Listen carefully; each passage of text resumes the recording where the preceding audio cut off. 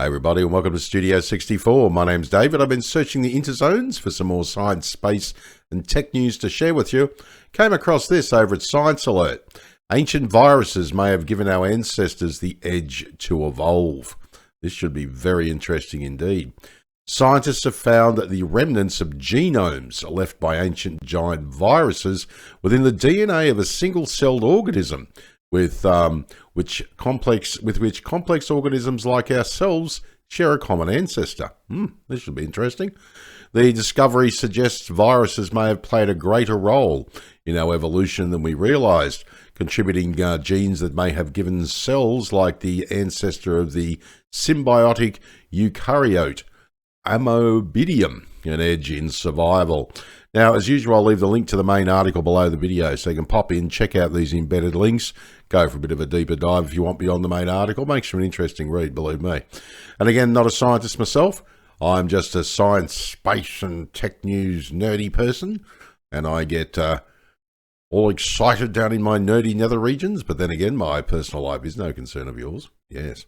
But I just love sharing science, space, and tech news. So if there's any virologists out there, or virologists, or whatever, I can't even say it, let alone know what it is.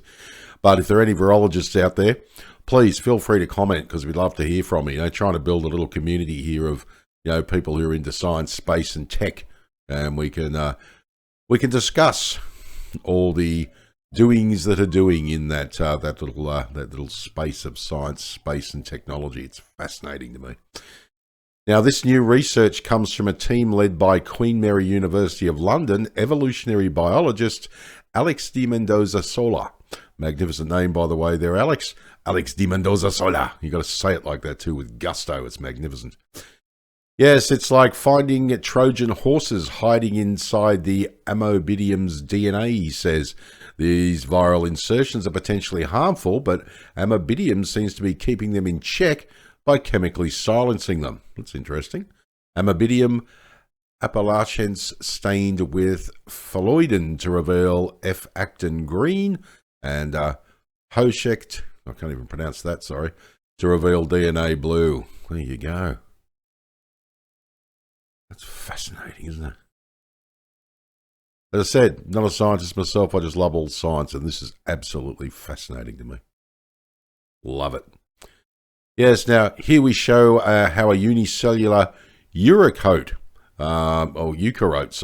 closely related to animals, undergoes a recurrent process of mixing its genome with that of its giant virus predators, the authors write.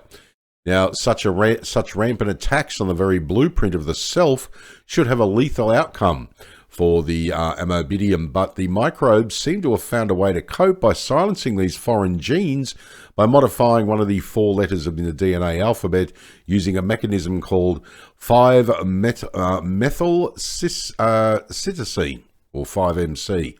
There you go. Very interesting. Now, the base cytosine, or C, is a modified enzyme called by an enzyme called the DMNT1, which is found in all multi-celled organisms. Now, the researchers wanted to find the enzyme's pre-animal roots, leading them to a protist called Amoebidium appalachens, which was first discovered hiding in the exoskeletons of freshwater insects. Okay. They found that not only do these single-celled organisms produce DNMT1, they've used it to maintain a surprising amount of genetic material from giant viruses that have since been lost to history. These findings challenge our understanding of the relationship between viruses and their hosts, says de Mendoza Sola. Now, while viruses are traditionally seen as invaders, he says his team's study suggests a more complex story. Now, the researchers propose that this coping mechanism allows the microbes to not only survive the influx of giant virus DNA, but to incorporate it into their lineage. Now, to see if this phenomenon might be more widespread, they compared the genomes of a variety of isolated Amoebidia. They found a high level of diversity across the viral material, suggesting the process is ongoing and dynamic. viral insertions may have played a role in the evolution of complex organisms by providing them with new genes, and this is allowed by the chemical taming of these intruders' DNA, D. Mendoza Sola says. And because A. appalachens is an animal relative, these findings may help us better understand a similar phenomenon going on inside our own bodies. Humans and other mammals also have the remnants of ancient viruses entwined in their DNA, referred to as endogenous retrovirus viruses. They're believed to be the leftover bits and pieces of viruses that didn't manage to kill us. Now, once assumed to be nothing more than inactive trophies of a failed invasion, it's increasingly thought many may have provided some benefit to still be preserved in our DNA. Yes, now this research was published in Science Advances, and as I say, with a link down below, you can pop in and check out these links here too. Yeah, interesting, isn't it?